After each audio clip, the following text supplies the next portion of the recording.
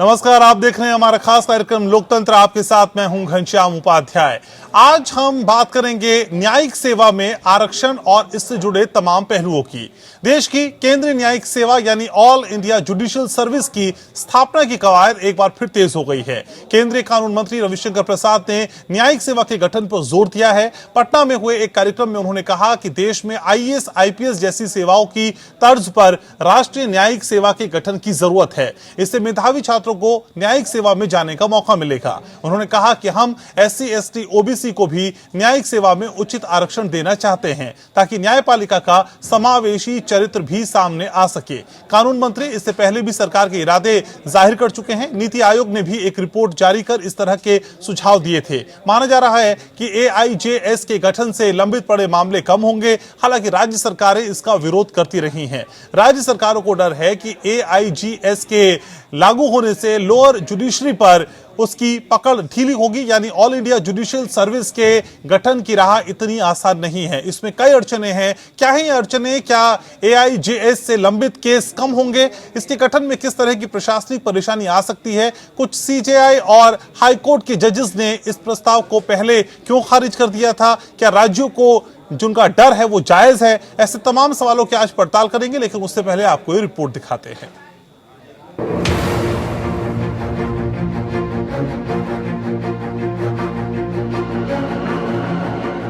देश की केंद्रीय न्यायिक सेवा या ऑल इंडिया जुडिशियल सर्विसेज यानी कि एआईजेएस की स्थापना की कवायद एक बार फिर से तेज हो गई है। इसी कड़ी में केंद्रीय कानून मंत्री रविशंकर प्रसाद ने न्यायिक सेवा में आरक्षण की वकालत की है।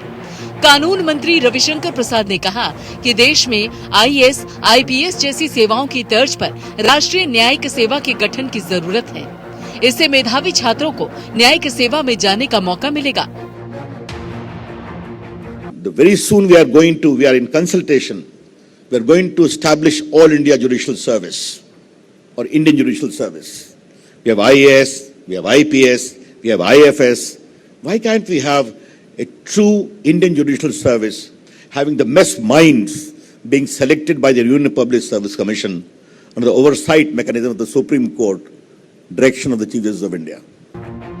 पटना हाईकोर्ट के नए भवन के उद्घाटन समारोह में कानून मंत्री रविशंकर प्रसाद ने कहा है कि हम एससी, एसटी, ओबीसी को भी न्यायिक सेवा में उचित आरक्षण देना चाहते हैं ताकि न्यायपालिका का समावेशी चरित्र भी सामने आ सके। We also wish to give proper reservation to SC, ST, OBC so that the inclusive character of judiciary may also come about. अधीनस्थ न्यायपालिका में न्यायाधीशों का चयन राज्य सरकारों या उच्च न्यायालयों द्वारा किए गए परीक्षणों के माध्यम से किया जाता है और अधीनस्थ न्यायपालिका के ऊपर राज्य सरकारों का प्रशासनिक नियंत्रण होता है, लेकिन उसके पास तबादले की शक्ति नहीं होती। राज्य सरकारों को डर है कि एआईजेएस के लागू होने से लोअर जुडिशरी पर उसकी पकड़ ढीली होगी। सरकार मजिस्ट्रेट की प्रवेश स्तर के लिए सीधी भर्ती के लिए भी विचार कर रही है। इसके लिए संविधान में संशोधन की आवश्यकता हो सकती है। विपक्षी राज्यों की तरफ से जो संवैधानिक बदलाव होने हैं, उसमें भी रुकावट आ सकती है। वहीं एआईजेएस के लागू होने से लंबित मामलों को सुलझाने में मदद मिल सकती है। न्यायपालिका में एससी, एसटी और ओबीसी की तादाद बेहद कम है। आरक्षण से न्यायपालिका में पिछड़ी जाति की नियुक्तियों को बल मिलेगा। अखिल भारतीय न्यायिक सेवा के लिए पहले भी सुझाव मिल चुके हैं। एआईजेएस पर रिपोर्ट। नीति आयोग ने strategy for new India at 75 नाम से एक रिपोर्ट जारी की थी। रिपोर्ट में अखिल भारतीय न्यायिक सेवा के गठन का सुझाव दिया गया था। रिपोर्ट में कहा गया था कि सर्विस के लिए सिलेक्शन का काम यूपीएससी करे। वह लोअर जुडिशरी के लिए जज, अफसर, प्रोसिक्यूटर, कानूनी सलाहकार और लीगल डिपार्टमेंट्स का कॉडर बनाए। न्यायपालिका में न्यायिक सेवा के जरिए नियुक्ति और आरक्षण की बात काफी पहले से हो रही है। माना यह भी जा रहा है कि इसके संविधान के आर्टिकल 312 में उल्लेखित अखिल भारतीय न्यायिक सेवा के गठन पर सरकार को संविधान के आर्टिकल 16 में किए गए रिजर्वेशन के प्रावधान को लागू करना ही पड़ेगा, जिससे कि पूरे न्यायपालिका में एससी, एसटी, ओबीसी का पर्याप्त प्रतिनिधित्व सुनिश्चित हो पाएगा। सुप्रीम कोर्ट में न्यायाधीशों की नियुक्तियां संविधान के आर्टिकल 124 के तहत की जाती हैं, जिनमें महिलाओं के लिए जातिगत या वर्ग आधारित आरक्षण का कोई प्रावधान नहीं है। नेशनल जुडिशियल कमीशन के बाद अब सरकार एक बार फिर से न्यायिक सेवा में नियुक्तियों पर आगे बढ़ती हुई नजर आ रही है, लेकिन इसमें अड़चनें भी कम नहीं हैं। Bureau report, AP news. तो न्यायिक सेवा में आरक्षण और इससे जुड़े तमाम पहलुओं पे आज हम बातचीत करेंगे। मेरे साथ बेहद खास मेहमान जुड़ रहे हैं, परिचय मैं आपका करा दूं। मेरे साथ फिलहाल जुड़ रहे हैं पीके मल्होत्रा साहब, फॉर्मर लॉ सेक्रेटरी हैं, साथ ही साथ विजय वर्मा जुड़ रहे हैं, रिटायर्ड डिस्ट्रिक्ट जज हैं। सर, आप दोनों का बहुत बहुत स्वागत। मल्होत्रा जी, शुरुआत आप ही से। Sir, all India judicial service के प्रस्ताव को आप कैसे देखते हैं? देखिए, ऑल इंडिया जुडिशियल सर्विस के लिए जो प्रावधान है ये संविधान के अंदर 42वें संशोधन के बाद 1976 में ही कर दिया गया था और तब से इस पर समय समय पर विचार होता रहा है और सरकार की ओर से इसके ऊपर बहुत बार प्रयास किए गए हैं कि ऑल इंडिया जुडिशियल सर्विस को लागू किया जाए। मैं ये कॉन्सेप्ट यहाँ क्लियर कर देना चाहूंगा कि संविधान में जो प्रावधान किया गया और ऑल इंडिया जुडिशियल सर्विस की वो सिर्फ डिस्ट्रिक्ट जज लेवल पर है, उसके नीचे के लेवल पर नहीं है, मजिस्ट्रेट लेवल पर नहीं है। आज की तारीख में क्या होता है, मजिस्ट्रेट और डिस्ट्रिक्ट जजेस की नियुक्ति जो है वो या तो हाई कोर्ट या स्टेट पब्लिक सर्विस कमीशन के माध्यम से की जाती है और बहुत सारे पद इसमें रिक्त रह जाते हैं। और क्योंकि वो सिर्फ स्टेट तक कन्फाइन होती है तो जो टैलेंट उभर करके सामने जुडिशरी में आना चाहिए वो कहीं ना कहीं उसकी कमी रह जाती है। अगर आर्टिकल 312 में जो प्रावधान 1976 में संविधान में संशोधन करके किए गए, अगर उनको लागू कर दिया जाए और IAS और IPS के पैटर्न पे ऑल इंडिया जुडिशियल सर्विसेज में रिक्रूटमेंट शुरू हो जाए तो मैं समझता हूँ एक बेटर टैलेंट जो है वो जुडिशरी में हमारे सामने आएगा और शायद उसमें केस पदों को जल्दी से भरने के लिए जो है हमें एक अपॉर्चुनिटी मिलेगी। इसको ना लागू करने का मेन कारण है कि बहुत सारी हाई कोर्ट्स हैं वो इसके फेवर में नहीं है। उनके फेवर में ना होने का मैं जो मेन कारण समझता हूँ वो यही है कि कहीं ना कहीं उनको ऐसा लगता है कि जो शक्ति आज उनके पास है वो शक्ति उनसे छीन जाएगी और वो केंद्रीय सरकार के पास चली जाएगी। मैं समझता हूँ ये सोचना ठीक नहीं है। दूसरा कारण जिसकी वजह से ऑल इंडिया जुडिशियल सर्विस को लागू नहीं किया जा रहा है वो ये कह रहे हैं कि लोअर जुडिशरी में जनरली लोकल लैंग्वेज की नॉलेज होना बहुत जरूरी है। इसके लिए मैं सिर्फ ये कहना चाहूंगा कि जब ऑल इंडिया सर्विस के लोग दिल्ली का आदमी कर्नाटक में जाके या केरल में जाकर के काम कर सकता है तो ऑल इंडिया जुडिशियल सर्विस में अगर उसको नॉलेज की लैंग्वेज मैंडेटरी कर दी जाती है बिफोर इज रिक्रूटमेंट तो मैं कोई कारण नहीं समझता कि क्यों ना ऑल इंडिया जुडिशियल सर्विस को लागू किया जाए। ठीक है, आप मेरे साथ रहिए। मेरे साथ विजय वर्मा जी भी हैं। विजय जी, यूपीएससी द्वारा न्यायिक सेवा की परीक्षा कितना व्यवहारिक है आपके अनुभव के हिसाब से, आप क्या कहेंगे सर? नमस्कार जी, मैं तो ये कहना चाहूंगा इस सिलसिले में कि संविधान का संशोधन इसमें बहुत ही आवश्यक होगा, नंबर 1 जी, क्योंकि सिर्फ डिस्ट्रिक्ट जज के अपॉइंटमेंट को ही जो है ऑल इंडिया लेवल पे करने की बात हो सकती है। बाकी जो नीचे सर्विस जैसा महत्व से बताया उसके लिए गवर्नर ही अपॉइंटिंग अथॉरिटी होता है, इसलिए आर्टिकल 234 जो है और द कॉन्स्टिट्यूशन ऑफ इंडिया उसको अमेंडमेंट आवश्यक होगा। पर यस, ये बिल्कुल हो सकता है, कुछ नहीं तो हम लोग और शुरुआत की तरह से हम सिर्फ डिस्ट्रिक्ट जजेस का ही अपॉइंटमेंट कर सकते हैं, जिसे हम बोलते हैं higher judicial service. Higher judicial service को हम ऑल इंडिया जुडिशियल सर्विस की तरह से शुरुआत कर सकते हैं और पैन इंडिया इसका अपॉइंटमेंट किया जा सकता है बाय द यूपीएससी और any body that is form for the purpose. इसमें कोई भी दिक्कत मेरे विचार से नहीं आनी चाहिए। जहां तक लैंग्वेज बैरियर का सवाल है वो तो बैरियर जैसा कि मुत्तर साहब बताया वो IAS IPS के लिए भी रहता है, उसको टैकल किया जा सकता है। 1 साल 2 साल की जो ट्रेनिंग पीरियड होता है उसमें बाकायदा उस चीज को बोर्ड ऑफ किया सकता है। दूसरा पॉइंट एक ये आ सकता है जरूर कि जो डायरेक्ट इस तरह से ऑल इंडिया जुडिशियल सर्विस के लोग आएंगे उनका प्रमोशन के मामले में there may be a dispute so far as the seniority is concern. जो लोग स्टेट सर्विसेज से प्रमोट होकर के डिस्ट्रिक्ट जज बनते हैं उनके बीच में ये डिफरेंस। इनफैक्ट ये प्रॉब्लम, ये विवाद बहुत कुछ स्टेट के अंदर भी रहा है। सिविल जज जूनियर डिवीजन के ऑफिसर जिनकी सीनियरिटी डायरेक्ट एचजीएस के में पद पर होती थी, उन लोगों से जो डायरेक्टली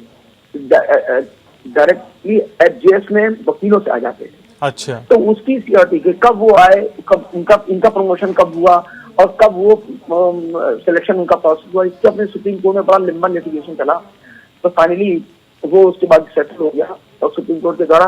तो मेरा मानना यह है कि इस तरह की प्रॉब्लम ऑल इंडिया लेवल पे निश्चित रूप से उठेंगी विज़-अ-विज़ द ऑफिसर्स जो लोअर रंग से आएंगे, which are under the subordination of the high court. ये एक पॉइंट इशू आ सकता है। ठीक है, इसको ऑफकोर्स किसी रूल्स में उसको चेंजेस ना करके वी कैन टैकल इट। ऐसा नहीं है कि इसको टैकल नहीं किया जा सकता है, उसी तरह से इसको भी टैकल किया जा सकता है। जैसे पीसीएस को जब हम आईएएस में प्रमोट करते हैं तो उसके रूल्स बने हुए हैं, उसके आधार पर इन लोगों से जो पीसीएस आईएएस बनते हैं और जो डायरेक्टली आईएएस होकर के आते हैं उनकी सीनियरिटी लेवल को जो टैकल किया जाता है, तो ऐसा इसको भी किया जा सकता है। ठीक है, ठीक है सर, आप मेरे साथ रहिए। मेरे साथ एडवोकेट मंजुलता गुप्ता जुड़ रही है। मंजुला गुप्ता जी, स्वागत है आपका।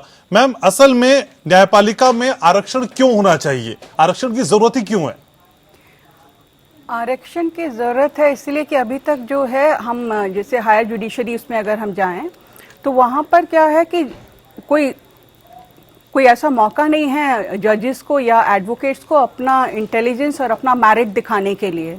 तो उसमें फर्स्ट ऑफ ऑल जैसे अभी हम लोग बात कर रहे हैं कि ऑल इंडिया जुडिशियल सर्विसेज अगर आता है तो ये बहुत ही मैं कहूँगी कि सराहनीय है प्रयत्न है। अगर ये हो जाता है तो इसमें क्या होगा कि सब लोगों को अपना अपना मेरिट, अपना योग्यता दिखाने का अवसर मिलेगा।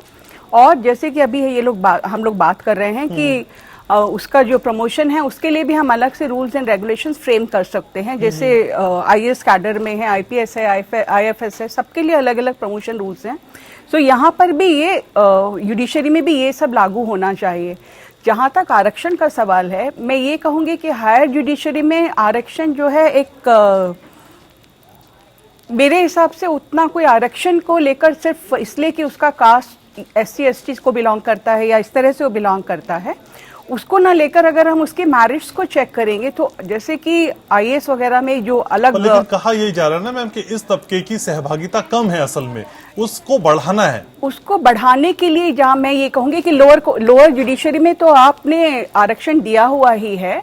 जैसे कि उनको अगर हायर जुडिशरी में लाना है या उनका प्रमोशन या उसका है तो उसमें जो मैरिट्स हैं देयर शुड बी एक, अभी सुप्रीम कोर्ट का एक जजमेंट आया है Saurabh Yadav and others versus state of UP, जिसमें उन्होंने बोला था कि instead of open general category there should be an open category.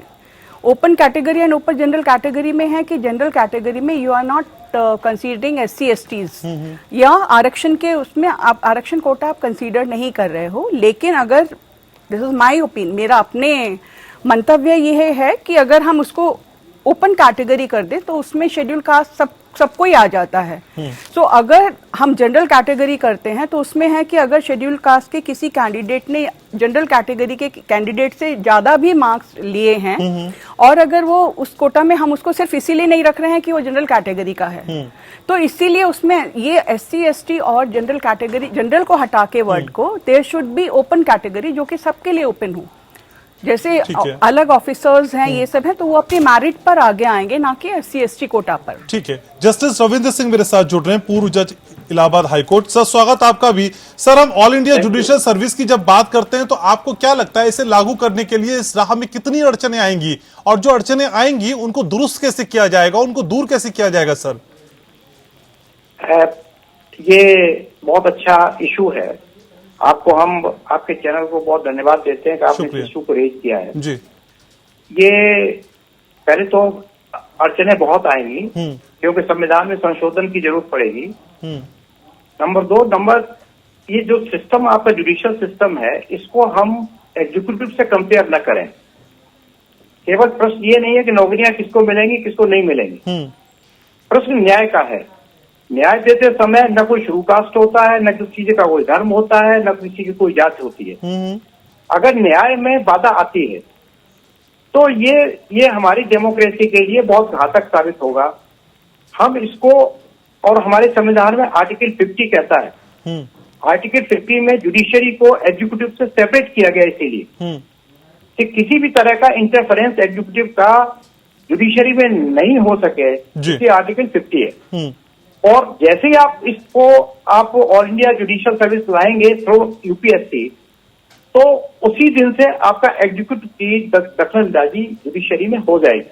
Number 1 कैसे होगी कि जैसे IAS IPS का कैडर है, उसमें आपका भले ही उसका स्टेट अलॉट हो जाता है IAS IPS का, लेकिन सेंटर को पावर होता है कि किसी स्टेट से कहीं भी उसको ट्रांसफर कर सकते हैं, वो उठा के अपने सचिवालय बुला लेते हैं।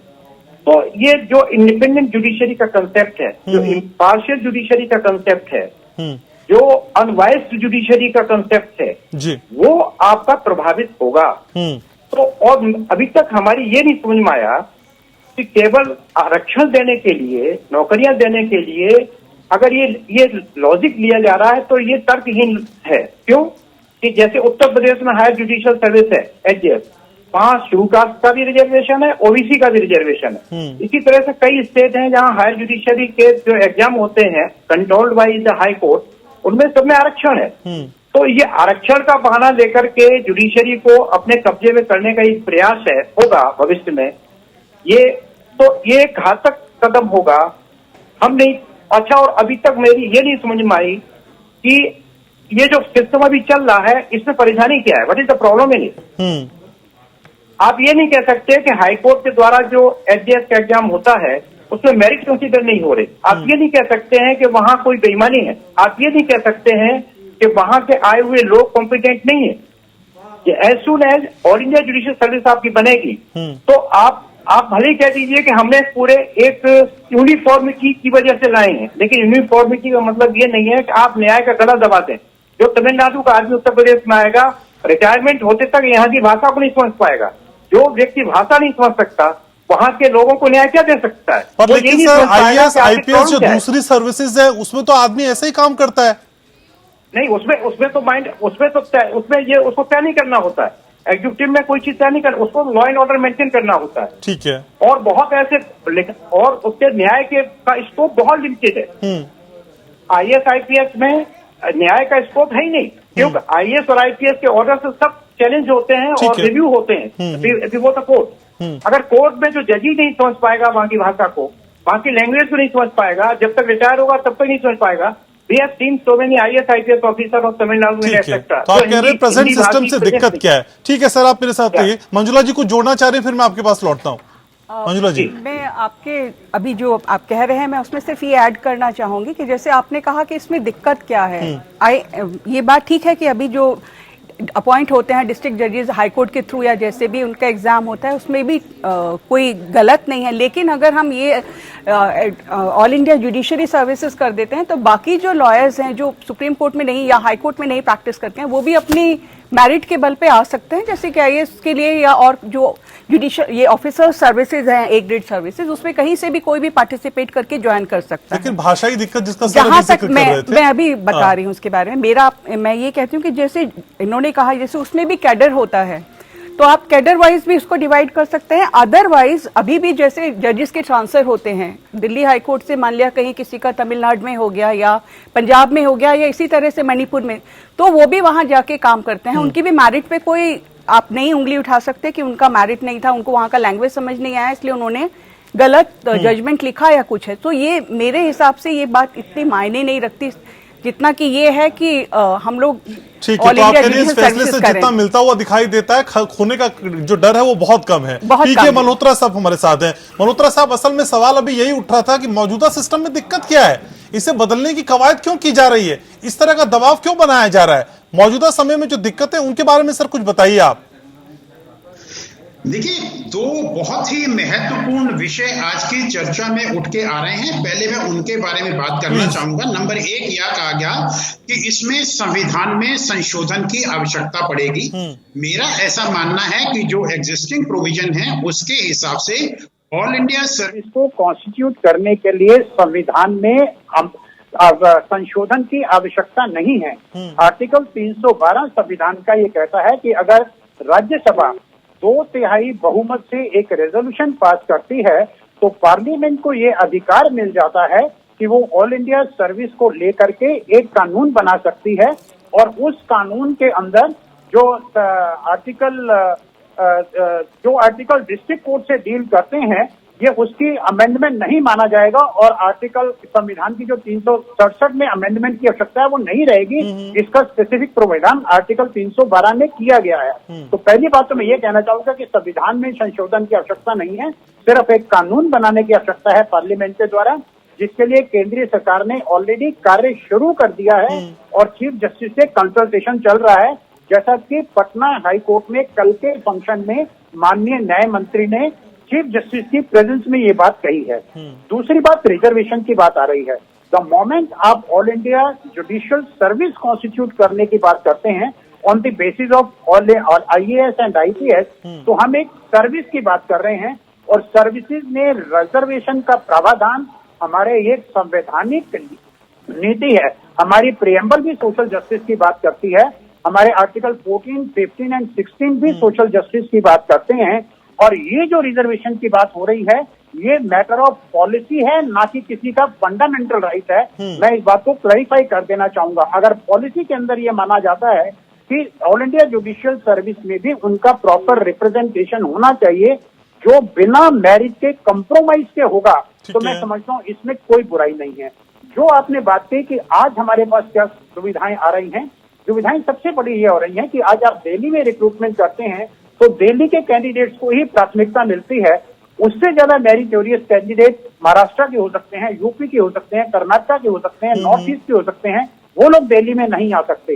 एक बार आप ऑल इंडिया जुडिशियल सर्विस का जब प्रावधान कर देंगे तो ऑल इंडिया बेसिस पर एक एग्जामिनेशन कंडक्ट होगा, उसके बाद उनकी प्रॉपर ट्रेनिंग होगी जो कि स्टेट जुडिशियल एकेडमी में या नेशनल जुडिशियल एकेडमी में की जा सकती है, जैसा कि IAS के पैटर्न में होता है। और उनकी ट्रेनिंग के दौरान उन्हें भाषा का भी पूरा ज्ञान दिया जाएगा और जिस स्टेट में उनकी पोस्टिंग होती है जब तक वो उस भाषा के एग्जाम को पास नहीं कर लेते हैं तब तक उन्हें अपॉइंटमेंट नहीं दिया जाएगा।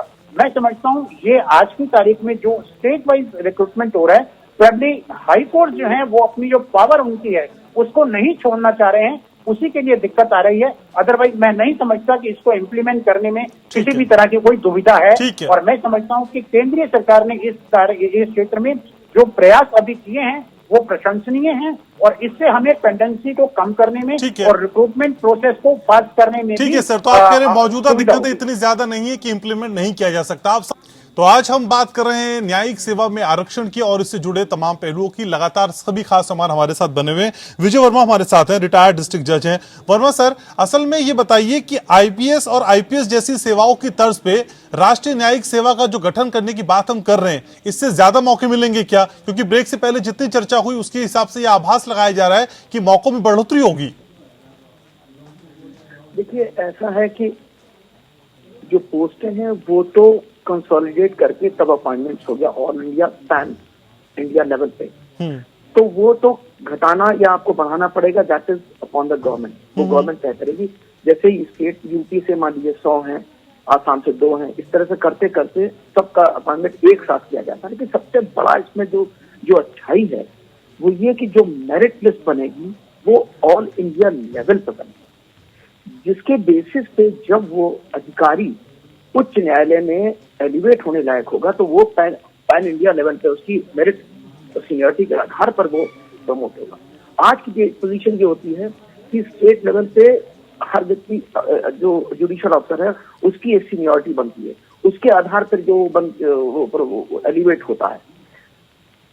इंडिया लेवल पर जब बनेगी तो ऐसे बहुत से अधिकारी हैं जो रिजर्वेशन के लेवल पे जिनका ज्यादा चांस बनेगा फिर हायर लेवल पे जाने के, क्योंकि उनकी जो सीनियरिटी होगी वो ऑल इंडिया लेवल की होगी, उसमें कहीं यूपी या आसाम का कोई डिस्टिंक्शन नहीं होगा।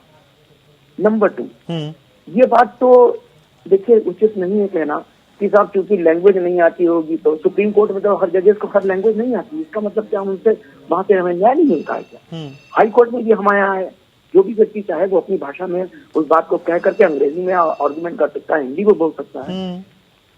ये बात तो देखिए मेरी समझ के बाहर है कि हम लैंग्वेज के बेसिस पे, यस, जब व्यक्ति यहाँ उत्तर प्रदेश का कर्नाटक में जाएगा, तमिलनाडु में जाएगा, तो उसको उसके लिए ट्रेनिंग के बेसिस पे उसको उस लैंग्वेज से प्रोफिशिएंट होना पड़ेगा और वो जैसा मेहता साहब ने कहा वैसा किया जा सकता है। इसलिए कोई इस आधार पे कि वो सब प्रॉब्लम आ जाएगी लैंग्वेज की और वो, तो ऐसा नहीं, उससे न्याय पे कोई असर नहीं पड़ेगा। आई फेल टू अंडरस्टैंड कि कैसे हमें उससे न्याय हमारा से न्यायिक सेवा प्रभावी होगी। इनफैक्ट न्यायिक सेवा तुम्हारी और अति उत्तम होगा, क्योंकि उसमें एक रूपता होगी इंडिया लेवल पे, पूरे भारत देश में एक रूपता आने लगेगी।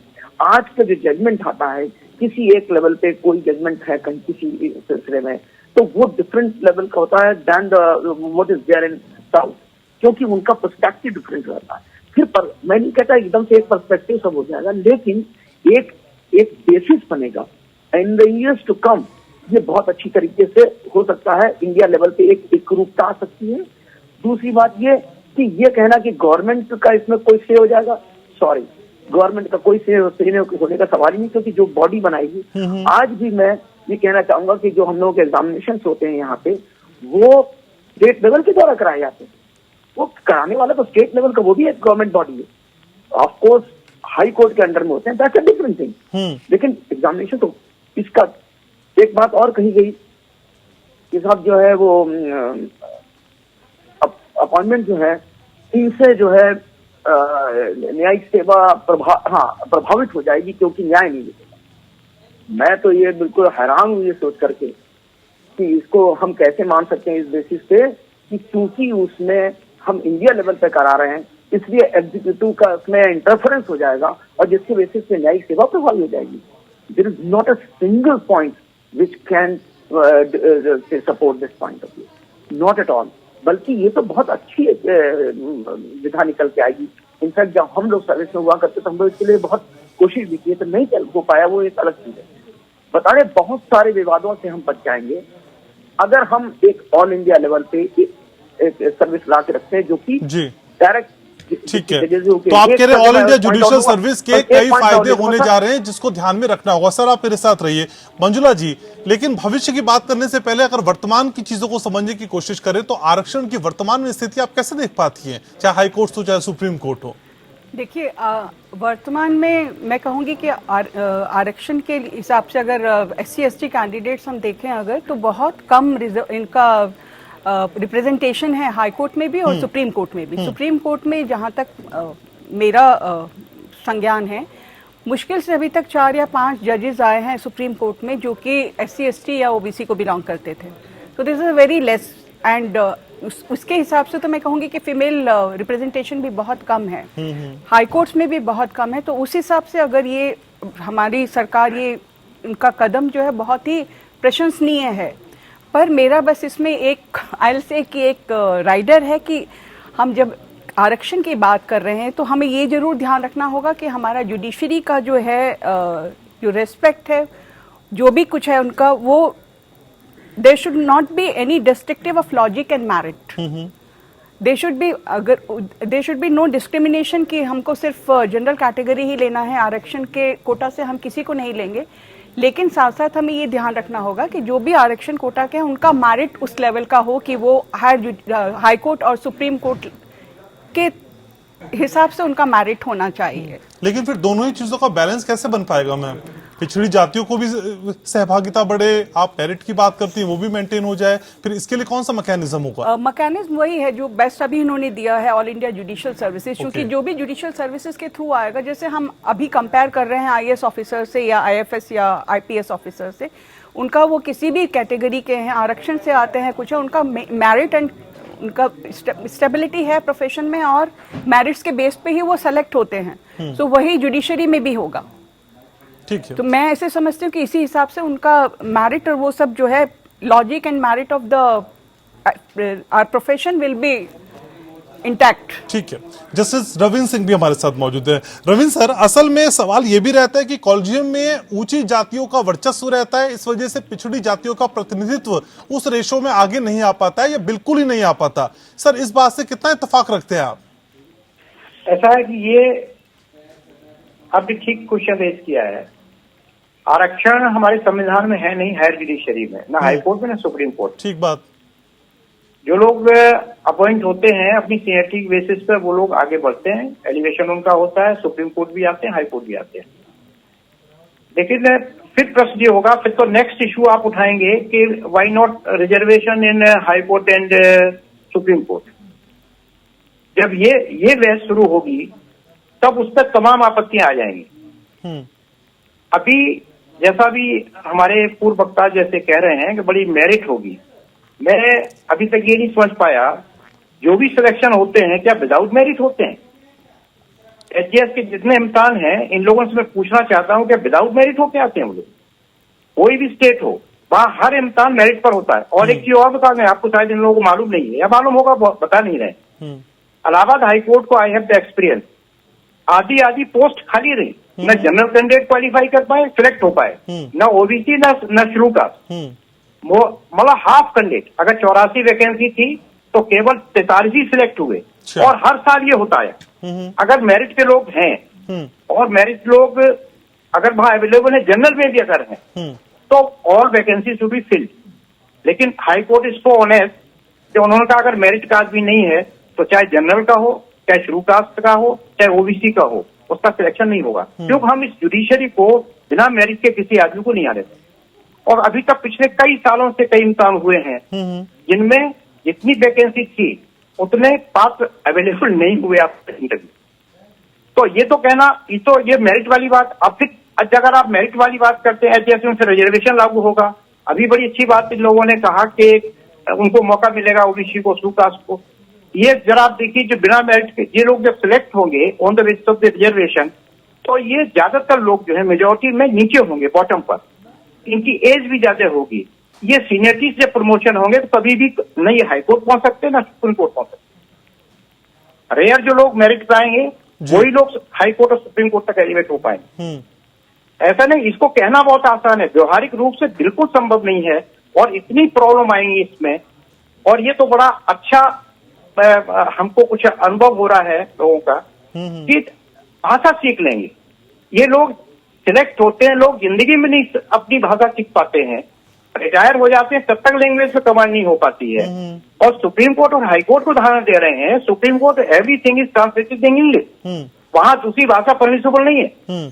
वहां हर चीज का, अगर तमिल में भी आया, किसी भी लैंग्वेज में आया, इंडियन किसी भाषा का जजमेंट आया, सब every document is translated into English.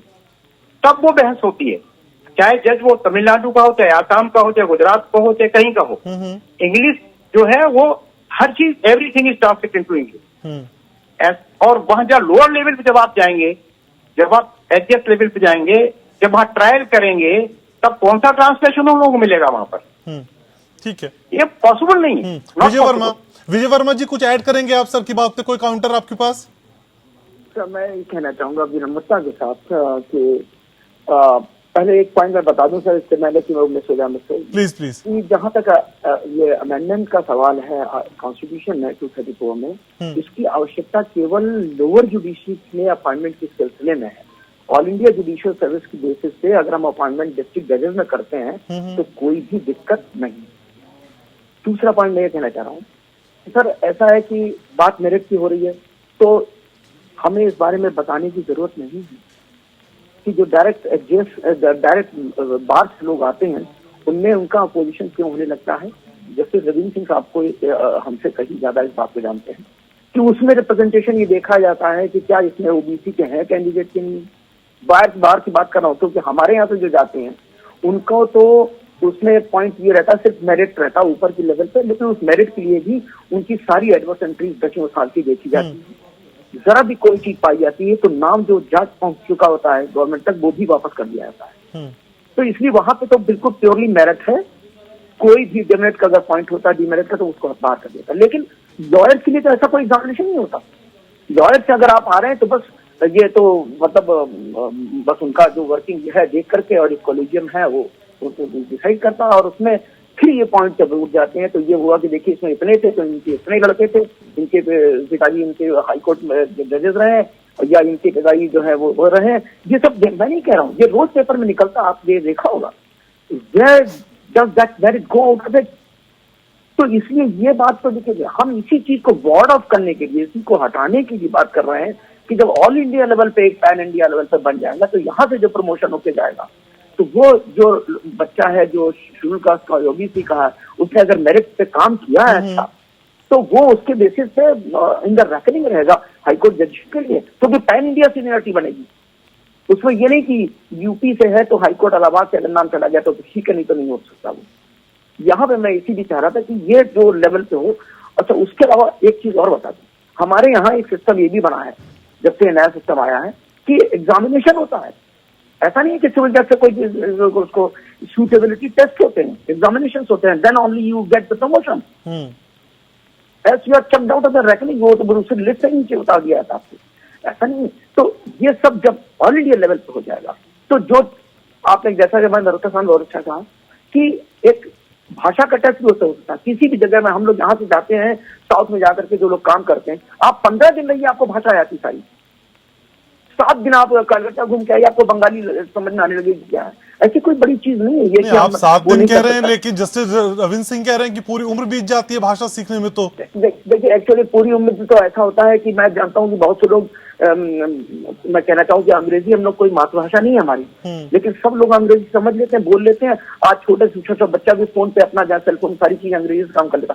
It is how he applies himself to the task, कितना फोकस्ड है उसकी वर्किंग, इस पर डिपेंड करेगा। ठीक है, ये बहुत से ऐसे मेरिट के लोग जो नहीं होंगे वो बाहर हो जाएंगे। ठीक है, तो आप कह रहे हैं अपनी अपनी इंडिविजुअलिटी है, उस पर डिपेंड करता है कि आप कितना फोकस है अपने काम को सीखने की ललक में। ठीक है सर, मंजुला जी कुछ ऐड करना चाह रही है बहुत देर से। मंजुला जी बोलिए प्लीज। मैं ये ऐड करना चाहूंगी कि जैसे अभी आपने कहा, I agree to the extent कि हम लोग अभी हम जो बोल रहे हैं कि लैंग्वेज की बात हम लोग कर रहे हैं, तो हम लोग कहीं अब्रॉड भी जाते हैं, जर्मनी या कहीं पढ़ने, तो एक पेपर होता है हमें जो क्लियर करना पड़ता है। अगर लैंग्वेज का इतना प्रॉब्लम है तो हम लोग जब ऑल इंडिया जुडिशियल सर्विसेज का एग्जाम पास करते हैं तो हम कैडर वाइज एक पेपर उस लैंग्वेज का भी रख सकते हैं, जो कि जो क्लियर करेगा वही जाएगा।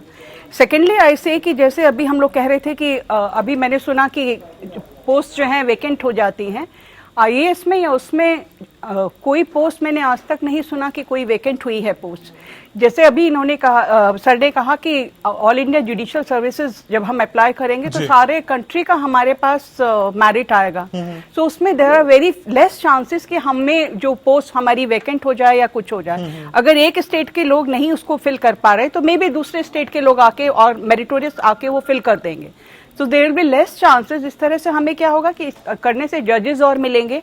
हमारी जो वैकेंसी है अभी की एवरी हाई कोर्ट एंड उसमें जो वैकेंसीज अभी पड़ी हैं वो भी बहुत ज्यादा अच्छे चांसेस होंगे कि वो भी फिलअप हो जाए। चलिए ठीक है, तो इससे क्या लंबित केसेस पे भी किसी तरह का असर पड़ेगा, जो पेंडिंग केस है ये भी समझने की कोशिश करेंगे। अब देख रहे हैं हमारा खास कार्यक्रम लोकतंत्र, और लोकतंत्र में आज हम बात कर रहे हैं न्यायिक सेवा में आरक्षण की, और बात कर रहे हैं ऑल इंडिया जुडिशियल सर्विस की। सभी खास मेहमान लगातार हमारे साथ बने हुए, हमारे साथ जस्टिस रविंद्र सिंह भी है।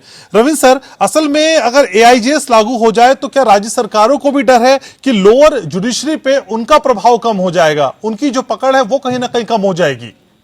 ऐसा नहीं है, ये गलत लॉजिक दिया जा रहा है। अल्टीमेटली संविधान के हिसाब से भी कंट्रोल हाईकोर्ट का ही होगा। तो ये तो बिल्कुल इलॉजिकल है कि इनको डर है कि इनका कंट्रोल कम हो जाएगा। अल्टीमेटली संविधान कहता है they will be controlled by the high court. ये कैसे कह सकते हैं? It can't be. ठीक है, मंजुला जी तो हाईकोर्ट का रहेगा ही। ठीक है सर, मंजुला जी हमारे साथ है। मंजुला जी, AIJS के बाद क्या जो लंबित पड़े केस हैं, जो पेंडिंग केसेस हैं, जिनकी बात लगातार होती रहती है, हर स्तर पे होती रहती है, उसमें भी कोई सुधार देखने को मिल सकता है?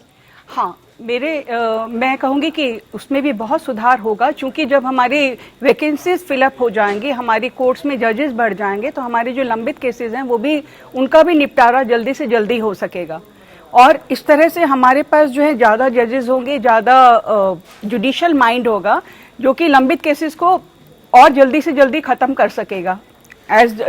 आप सभी जानते हैं जैसे कि पैंडेमिक के कारण हमारे केसेस जो हैं और ज़्यादा उनकी पेंडेंसी बढ़ गई है, तो इस समय ये बहुत ज़रूरी हो जाता है कि हमारी जितनी भी वैकेंसीज हैं हाई कोर्ट्स में, लोअर कोर्ट में या सुप्रीम कोर्ट में, वो जल्दी से जल्दी भरें, और उसके लिए जैसे ही वो खत्म भरेंगे उसके हिसाब से ही केसेस भी बहुत जल्दी सॉल्व होंगे जी। और मेरे हिसाब से ये एक बहुत सराहनीय कदम है अगर ये हो जाता है ऑल इंडिया जुडिशियल सर्विसेज का, तो ऑल ओवर इंडिया हम जो है देखेंगे कि सारी कंट्री में से हमें बेस्ट मिलेगा सॉल्यूशन।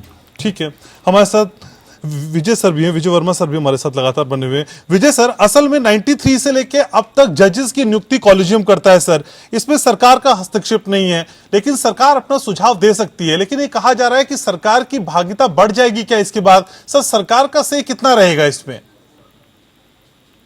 देखिए, मैं ये कहना चाहूंगा इस सिलसिले में, जैसा मैंने पहले कहा कि एजेंसी सिलेक्शन की तो आज भी स्टेट लेवल पे स्टेट मतलब की गवर्नमेंट की होती है, जो जो जो अथॉरिटी है वो तो स्टेट लेवल की होती है। हाईकोर्ट का उस पर कंट्रोल होता है, इंटरव्यूज हाईकोर्ट के कॉन्डक्ट किया करते हैं जनरली। पॉइंट ये है सिर्फ कि जो ये सोच रहे हैं कि स्टेट गवर्नमेंट को ये डर है कि उनका हो जाएगा, मेरे विचार से स्टेट गवर्नमेंट को डर नहीं है, डर है हाईकोर्ट जजेस, हाईकोर्ट को है कि उनका जो स्वे है, उनका जो स्वे है। I have been in the high court in the registry for few years. मैंने जो देखा, मैंने पाया कि वहां पे ये होता है कि जो वो अपनी जो उनका जो एक होल्ड है, they don't want to get out of it, वो उसको नहीं छोड़ने देना है। और ये तो नेचुरल, वो वहां तक जाता सवाल, क्योंकि इंटरव्यूज उनको करना होता है, एग्जामिनेशन में कॉपीज बहुत सारी वो जाती है तो उससे आती है एंड सो ऑन। डायरेक्ट एडजेस का तो अपॉइंटमेंटली directly by the high court होता है, डायरेक्ट एडजेस से जो आते हैं। कुछ स्टेट्स में, जैसा कि जब मैं गया था तो मैं एक ट्रेनिंग में इंग्लैंड गया तो वहां पे सारे जजेस आए थे ऑल ओवर इंडिया से, जैसे कर्नाटक वगैरह में, जहां पे डायरेक्ट इंटरव्यू के बेसिस पे डायरेक्ट एडजेस में सिलेक्शन होता है। Imagine a post of a district जज, सीधे एक इंटरव्यू हुआ और आपका सिलेक्शन। और मैं ज्यादा नहीं कहना चाहूंगा इस सिलसिले में। आप सोचिए कि वो मेरिट कहाँ चला गया। अगर वो एग्जामिनेशन हो तो जाने कितने तो हाई कोर्ट जजेस जो हो जाते हैं एलिवेट होकर लॉयर से, वो सेलेक्ट नहीं हो पाएंगे डायरेक्ट एडजेस में। बुरा तो लगेगा, लेकिन सत्य यही है। मेरा कहना यह है कि ये मेरिट की होना चाहिए, मेरिट शुड हैव अ स्वे over all these things instead of anything else. मैं ये कहना चाहता हूं कि जब आप एडजेस में डायरेक्टली डिस्ट्रिक्ट जज लेवल पे एग्जामिनेशन करते हैं तो कोई कॉन्स्टिट्यूशन अमेंडमेंट की जरूरत भी नहीं। अदरवाइज आप कॉन्स्टिट्यूशन अमेंडमेंट करके लोअर लेवल पे भी एग्जामिनेशन का अपॉइंटमेंट कर सकते हैं, कॉन्स्टिट्यूशन का अमेंडमेंट करके।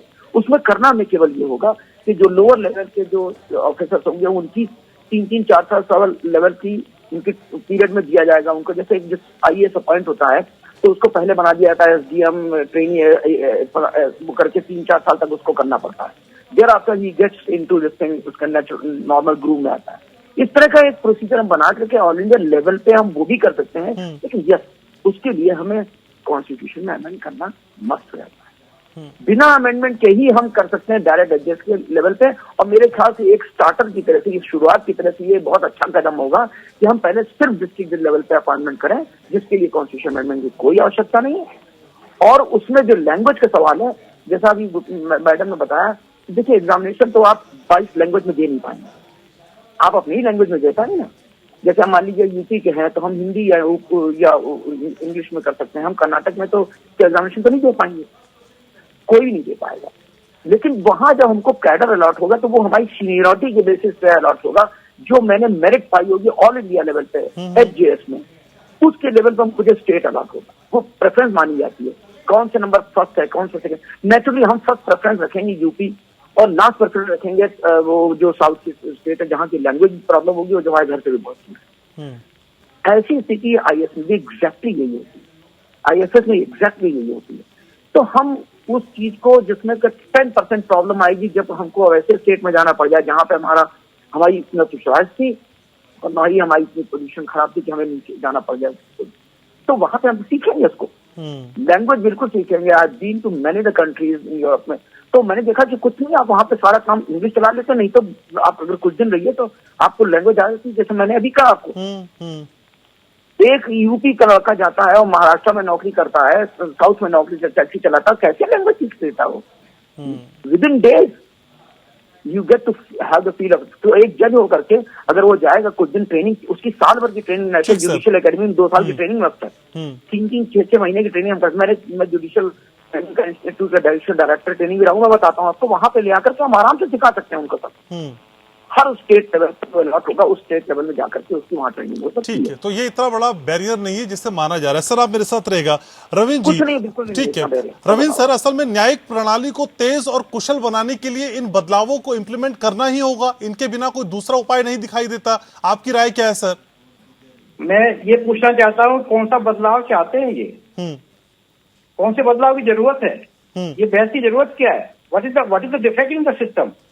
पहले ये तो बताएं इस सिस्टम में ये डिमेरिट है। आप कोई चीज लागू करना चाहते हैं तो आप बताइए ये सिस्टम फेल हो गया है, इसमें ये डिमेरिट है। हमारे पास जो जजेज आ रहे हैं वो अच्छे नहीं आ रहे हैं। जो लोग मेरिट जो लड़के जो हमारे जजेज एग्जाम पास करके आ रहे हैं वो ज्यादा मेरिटोरियस हैं, उनके जजमेंट ज्यादा अच्छे हैं, वो ज्यादा काम करने में एफिशिएंट हैं।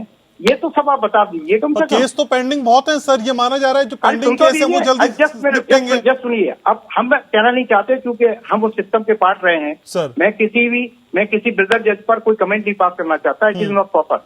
लेकिन ये सब चीजें इनको बतानी पड़ेंगी कि भाई देखिए ये लड़के डायरेक्ट एडवोकेट से सिलेक्ट हुए थे, इनकी परफॉर्मेंस ये रही, इनका डिस्पोजर रेट ये है, इतने केस उन्होंने डिसाइड किए हैं। ये लोग जो डायरेक्ट क्वालिफाई होके आए थे, बहुत मेरिट के लोग थे, उनका ये है। इसलिए हम इनको ये सिस्टम एडवोकेट का हटा करके और हम ये जो सिलेक्ट होके आए हैं उनको हम वरीयता देंगे। ये कुछ तो आप बताइए, कहीं तो आप कुछ कहिए। मैं नहीं कहना चाहता, I don't want to say anything, क्योंकि ये प्रॉपर नहीं है हम अपने सिस्टम पर हम कोई बात अटैक करें। सर ना कहते हुए वैसे आप बहुत सारी चीजें कह दी हैं सर। लेकिन अल्टीमेटली आपको बताना पड़ेगा। अच्छा, एक मैं आपसे पूछना चाहता हूँ, मैं अपने प्रश्न करता हूँ कि क्या जरूरत क्या है भाई एक फ्रेश एक्सरसाइज, एक नई डिबेट की जरूरत क्या है? ठीक है, पर आप बताएंगे ना कि सिस्टम फेल हो गया, आप कहिए तो सिस्टम फेल हो गया, आपको कौन सी परेशानी? अगर जजेस अपॉइंट हो रहे हैं, जजेस नहीं अपॉइंट हो रहे हैं, किसका दोष है? कॉलेजियम रिकमेंड करके भेजता है, आप क्यों एक साल तक रखे रहते हैं अपने यहाँ? ये गवर्नमेंट चाहती क्या है? ठीक है। अगर कॉलेजियम रिकमेंड करता है, सुप्रीम कोर्ट का कॉलेजियम रिकमेंड करके नाम भेजता है, आप एक साल तक उसको क्यों पेंडिंग रखे हुए? अभी जो अपॉइंटमेंट हो गया है, एक साल से ज्यादा इनका पीरियड लग गया उनका रिकमेंडेशन के बाद, तब उनका नाम क्लियर किया गया। भाई ये न तो हाई कोर्ट का दोष है, न सुप्रीम कोर्ट का दोष है, ये गवर्नमेंट लेवल पर एक प्रयास है कि किसी तरह से इस सिस्टम को फेल कर दिया। ठीक है सर। और ये मैं आज आपको बता रहा हूँ, इस डिबेट के माध्यम से कहना चाहता हूँ, ultimately it will prove a suicidal step and no justice will be given. और डेमोक्रेसी का जो मेन पिलर है जस्टिस, वो आपका छीन हो जाएगा, इसको कोई रोक नहीं सकता। ठीक है सर, आप मेरे साथ रहे। मंजुला जी, क्या शुरुआत में एक परसेंटेज तय की जा सकती है कि शुरुआत में 25% रिक्रूटमेंट हो, फिर देखें थोड़ा और उसे बढ़ाएं, धीरे धीरे रफ्ता इसे एक्सपेरिमेंट के तौर पे हम देख सकते हैं? ये आप कर सकते हैं एक्सपेरिमेंट के तौर पर भी, लेकिन मेरा ये कहना है कि आपको शुरू में ये अगर आप इम्प्लीमेंट करते हैं तो बहुत अच्छा होगा, क्योंकि अगर इतना ऑब्जेक्शन है कि नहीं कोई उसमें कोई फेल्योर नहीं है, सिस्टम में कुछ नहीं है, अगर फेल्योर नहीं भी है इसका मतलब ये नहीं है कि हम सिस्टम को और इम्प्रूव नहीं कर सकते, या हम वेट करेंगे तब तक उसको इम्प्रूवमेंट के लिए, जब तक रीजन तो दिया जाएगा ना मैम। अगर एक चीज के बदलाव की हम बात करते हैं तो बदलाव क्यों किया जाए ये तो बताना ही पड़ेगा। बदलाव इसीलिए कि इतनी सारी पेंडेंसी है, और हमें अगर जैसे अभी हम लोग बात कर रहे हैं कि इतना सारा जुडिशियल, जैसे और भी ऑफिस ये हैं, IAS ऑफिसर्स हैं, ये सब हैं, इसके लिए we are trying to get ज्यादा से ज्यादा, हमें जितना भी मेरिटोरियस अगर हमें मिलता है जजेस एंड ऑल, तो उसमें कोई बुराई नहीं है। और उसमें क्या होगा कि अगर हमें जजेस मिलते हैं तो हमारा, जैसे कि अभी हम लोग बात कर रहे थे कि पेंडेंसी जो है केसेस की, हमें अपॉइंट तो करना ही करना है जजेस के लिए, हमें जो हमारी पेंडेंसी है उसको तो फिलअप करना ही करना है। So why not from all over India जैसे। और उसमें क्या होगा, लोगों को और ज्यादा, जो लीगल फैटर्निटी से लोग हैं उनको और ज्यादा उत्साह आएगा, उनको भी एक अपनी रिस्पेक्ट लगेगी कि हाँ हम लोग सिलेक्शन के थ्रू आए हैं, we have merit, that's why we have come here. ठीक है। विजय वर्मा जी हमारे साथ है। वर्मा जी, क्या नेशनल लॉ अकेडमी जैसी भी एक व्यवस्था होनी चाहिए जहां बच्चे पढ़ें, फिर कम्पीट कर पाए ऑल इंडिया जुडिशियल सर्विस को, वहां पे उनको उसी तरह से शेपिंग किया जाए? ये आपका बहुत बढ़िया सवाल है। इनफैक्ट इस पर मैंने तो गौर भी किया है। मैं पहले एक बात जरूर ये कहना चाहूंगा इस सिलसिले में कि जो ये बात कही गई थोड़ी देर पहले कि इसके बेसिस से ये माना जा रहा है कि फेलियर ऑफ द सिस्टम है। देखिए, मेरिट की बात हो रही थी, आज भी जो ऑफिसर्स आते हैं, जुडिशियल ऑफिसर्स आते हैं, स्टेट स्पेसिफिक आते हैं, पर इतना ही तो फर्क है। अब पैन इंडिया आ जाएंगे भाई, इतना ही तो फर्क आ जाए। सिस्टम तो, एग्जामिनेशन तो वही होगा। ये कैसे मान लिया जाए कि ये सिस्टम चेंज होने से एग्जामिनेशन ही गड़बड़ हो जाएगा, या जो आज तक का एग्जामिनेशन था वो, और सिस्टम में चेंज इसलिए जरूरी कि रामास्वामी ऐसे जजेस जो है एलिवेट हो जाते हैं, और उसके बाद क्या होता है, पूरा देश देखता है, पूरा वर्ल्ड देखता है। आज बहुत सारे जजेस के बारे में नाम नहीं लेना चाहूंगा, what is happening because of their thing. India की पोजीशन क्या बन रही है, जजेस जुडिशरी की पोजीशन क्या बन रही है, हर जज को ये सोचना पड़ेगा। Now I am coming to this point, national level. Yes, देखिए एक्चुअली क्या नेशनल लॉ एकेडमी का कोई अभी कॉन्सेप्ट नहीं बना, लेकिन अगर नेशनल लॉ एकेडमी इस तरह से बनाई है जैसे MBBS के लिए एग्जामिनेशन होता है नीट का, एग्जामिनेशन के बाद वो जो उसमें आ जाता है वो उसके बाद 4 साल के बाद अगर क्लियर कर लेता है चारों तो फिर वो डिग्री जो डॉक्टरेट उसको मिल जाती है MBBS। इसी तरह से NDA में भी है, एग्जामिनेशन अगर निकल जाते हैं तो जब ये बिकम बनाओ। तो अगर यहाँ पे पर्पज ये है कि इंटर के बाद हम जैसे 5 years लॉ कोर्सेज हैं, आइदर जब बॉयज उसमें चला जाए या वो नेशनल लॉ एकेडमी ऐसी बनाई जाए जिसमें इस तरह का हो कि जो बच्चा उसमें लॉ करेगा 5 साल का या पढ़ के निकलेगा फिर वो ही be due for some appointment as a जज। अगर ऐसा कोई कॉन्सेप्ट बन के निकल के आता है तो ये भी बहुत अच्छा स्टेप होगा। देखिए सिस्टम इंप्रूवमेंट की बात चल रही है, सिस्टम सड़ने लगता है, पब्लिक बात करती है, गलियों में जब सुनाई पड़ता है जुडिशरी की क्या हालत है, बहुत दिल को चोट पड़ता है, खासकर ऐसे लोगों को जो बहुत ऑनेस्टली और बहुत कमिटेड वे में काम करना चाहते हैं। मैं कितना भी अच्छा जज रहा हूं लेकिन मैं चल पाता हूं अपनी तरह से, मेरा अपना ही प्रमोशन हो सकता है, सिस्टम हो सकता है। तो ये सिस्टम अगर इम्प्रूव हो रहा है पूरे इंडिया लेवल पे एक मेरिट बनेगी।